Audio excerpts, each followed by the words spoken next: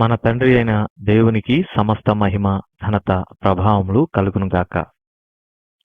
మన ప్రభువును రక్షకుడునైన యేసుక్రీస్తు వారి అతి పరిశుద్ధమైన నామంలో ప్రియమైన దేవుని బిడ్డలందరికీ హృదయపూర్వకమైన ప్రేమ వందనములు తెలియజేసుకుంటున్నాను.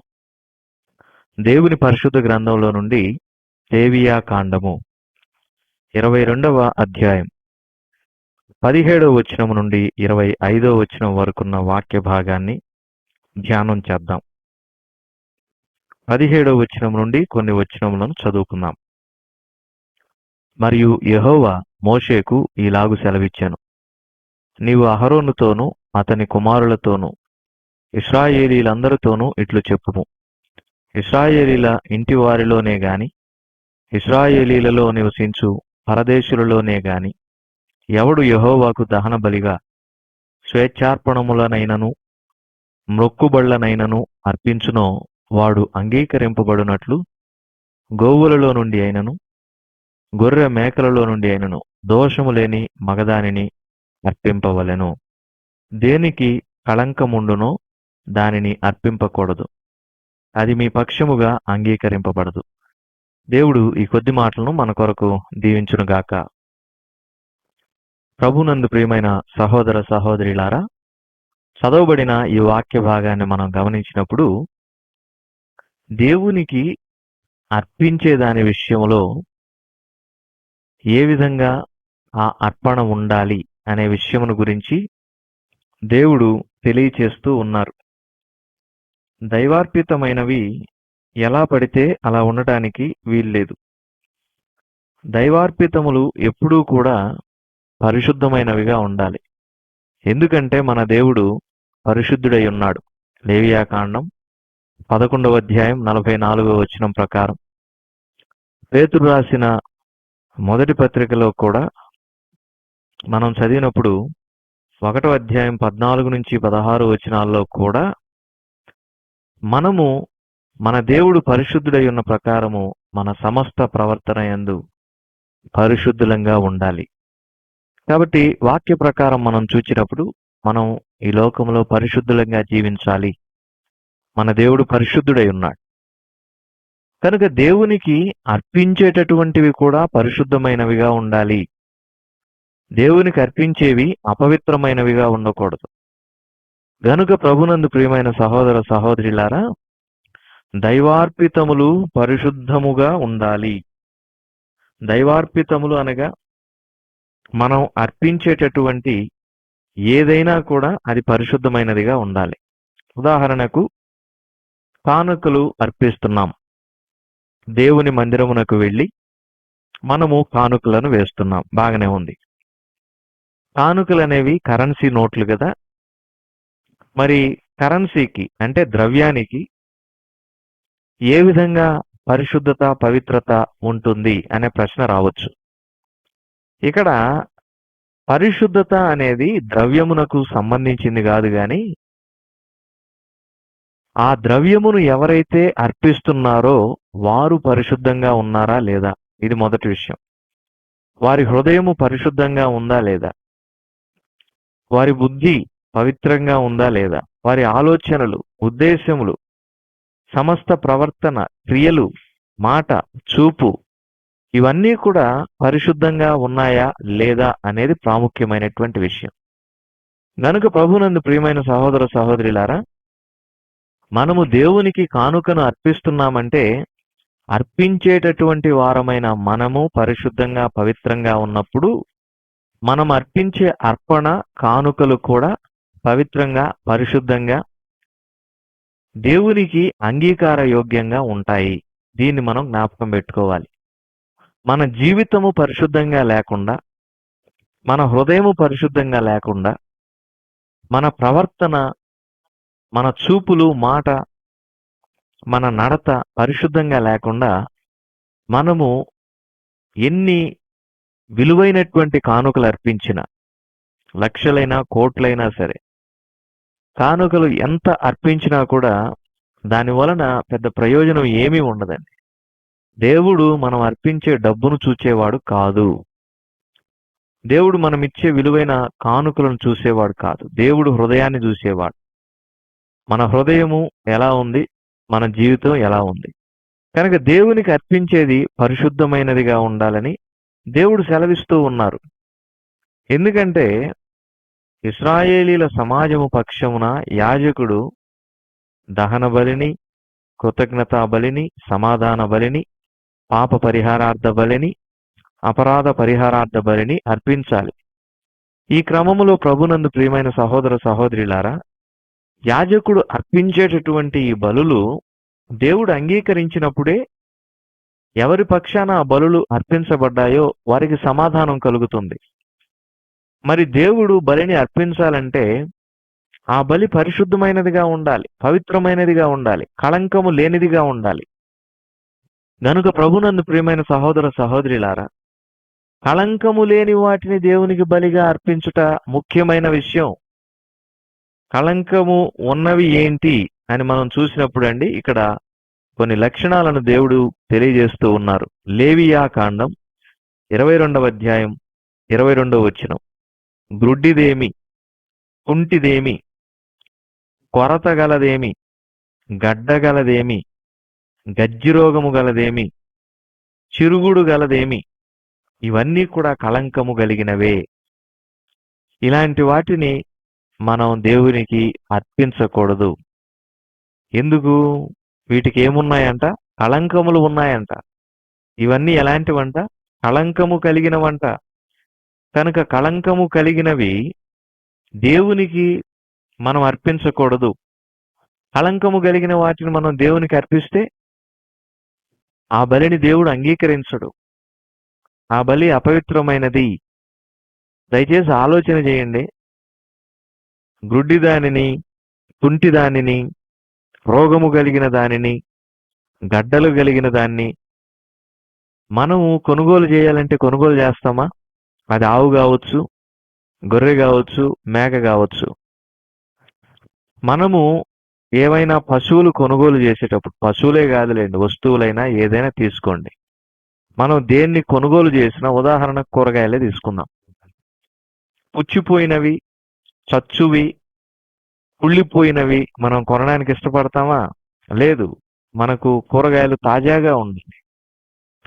మనం తీసుకునే ఆహారము తాజాగా ఉండాలి. కొనేటటువంటి వస్తువులు నాణ్యమైనవిగా ఉండాలి. 100 రూపాయలు పెట్టుకుంటే 200 రూపాయల క్వాలిటీ మనకు రావాలి.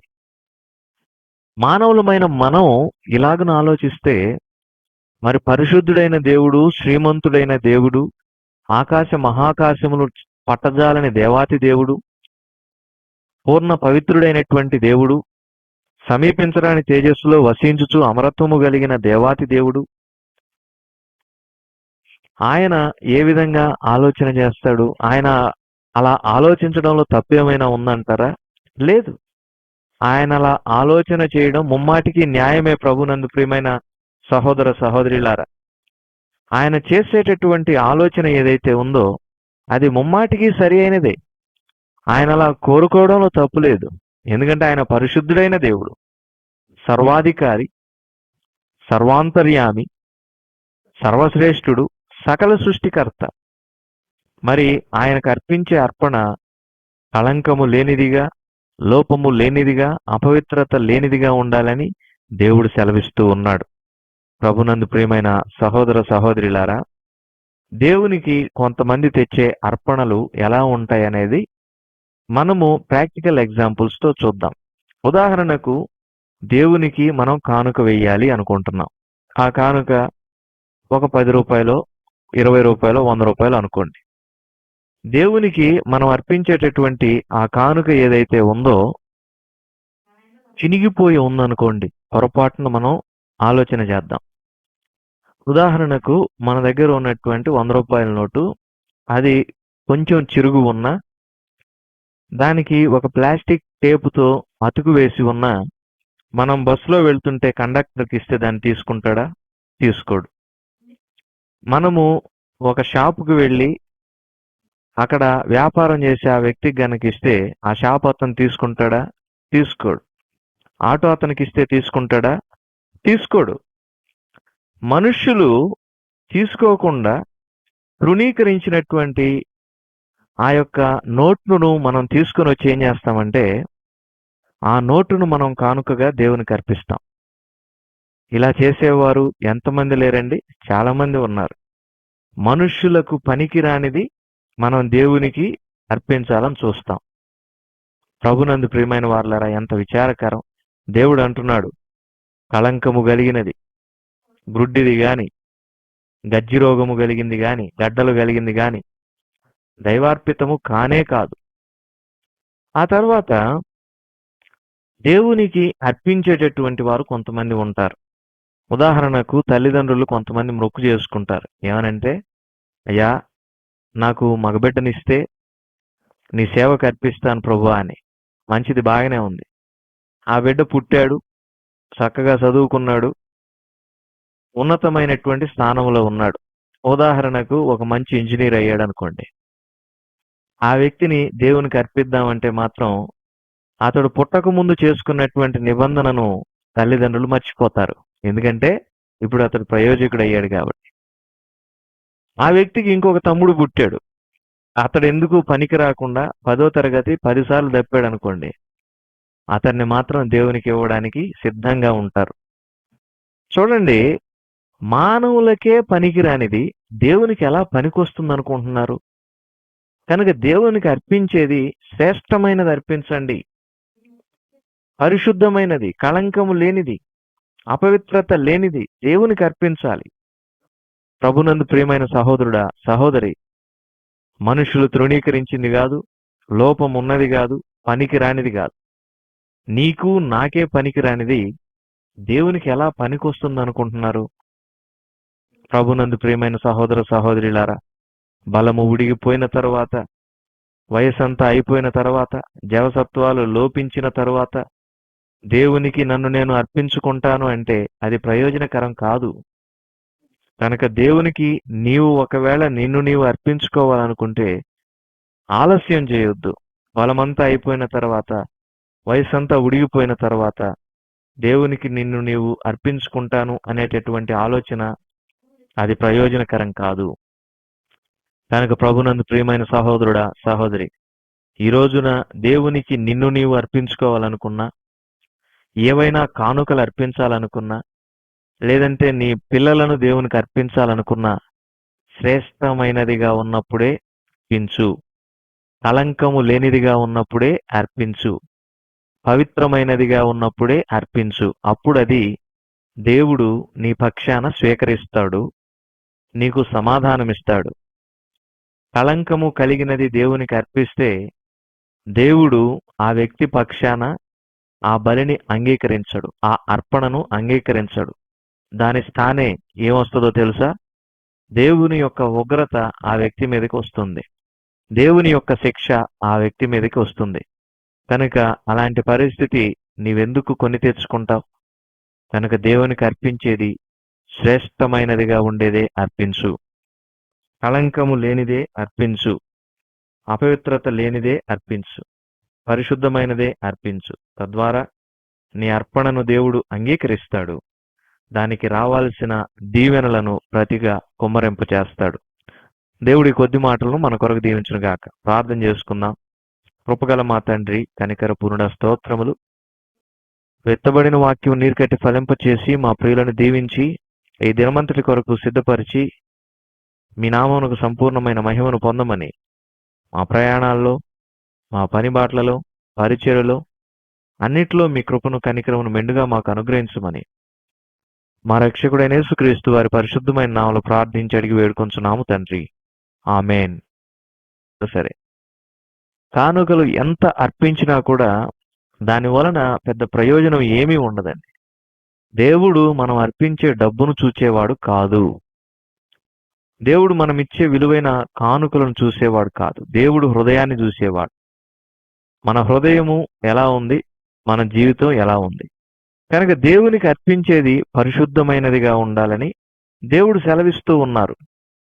ఎందుకంటే ఇశ్రాయేలీల సమాజము పక్షమున యాజకుడు దహన బలిని, కృతజ్ఞతా బలిని, సమాధాన బలిని, పాప పరిహారార్థ బలిని, అపరాధ పరిహారార్థ బలిని అర్పించాలి.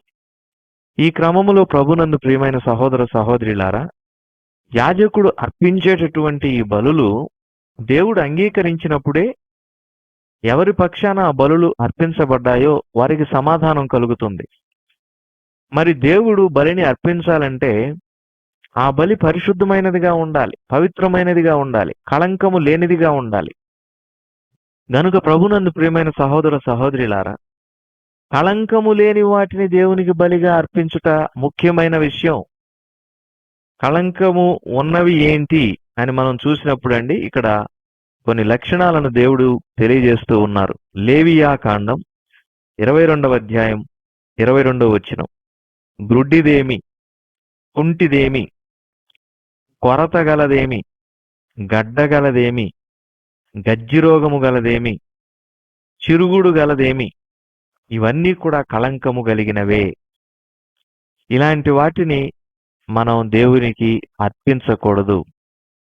ఎందుకు? వీటికి ఏమున్నాయంట? కళంకములు ఉన్నాయంట. ఇవన్నీ ఎలాంటివంట? కళంకము కలిగినవంట. కనుక కళంకము కలిగినవి దేవునికి మనం అర్పించకూడదు.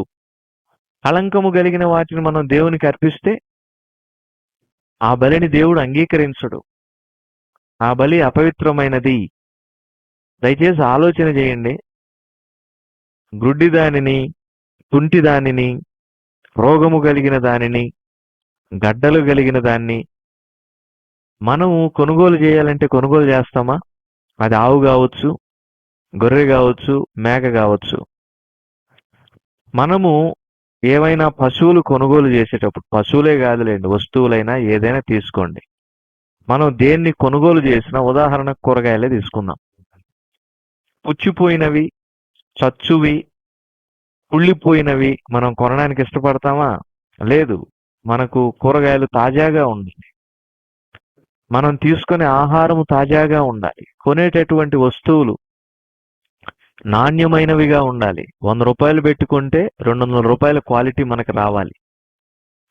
మానవులమైన మనం ఇలాగను ఆలోచిస్తే మరి పరిశుద్ధుడైన దేవుడు, శ్రీమంతుడైన దేవుడు, ఆకాశ మహాకాశములు పట్టజాలని దేవాతి దేవుడు, పూర్ణ పవిత్రుడైనటువంటి దేవుడు, సమీపించడానికి తేజస్సులో వసించుచు అమరత్వము కలిగిన దేవాతి దేవుడు, ఆయన ఏ విధంగా ఆలోచన చేస్తాడు? ఆయన అలా ఆలోచించడంలో తప్పేమైనా ఉందంటారా? లేదు. ఆయన అలా ఆలోచన చేయడం ముమ్మాటికి న్యాయమే. ప్రభునందు ప్రియమైన సహోదర సహోదరులారా, ఆయన చేసేటటువంటి ఆలోచన ఏదైతే ఉందో అది ముమ్మాటికి సరి అయినదే. ఆయన అలా కోరుకోవడంలో తప్పు లేదు. ఎందుకంటే ఆయన పరిశుద్ధుడైన దేవుడు, సర్వాధికారి, సర్వాంతర్యామి, సర్వశ్రేష్ఠుడు, సకల సృష్టికర్త. మరి ఆయనకు అర్పించే అర్పణ కళంకము లేనిదిగా, లోపము లేనిదిగా, అపవిత్రత లేనిదిగా ఉండాలని దేవుడు సెలవిస్తూ ఉన్నాడు. ప్రభునందు ప్రియమైన సహోదర సహోదరులారా, దేవునికి కొంతమంది తెచ్చే అర్పణలు ఎలా ఉంటాయనేది మనము ప్రాక్టికల్ ఎగ్జాంపుల్స్తో చూద్దాం. ఉదాహరణకు దేవునికి మనం కానుక వేయాలి అనుకుంటున్నాం. ఆ కానుక ఒక 10 రూపాయలు, 20 రూపాయలు, 100 రూపాయలు అనుకోండి. దేవునికి మనం అర్పించేటటువంటి ఆ కానుక ఏదైతే ఉందో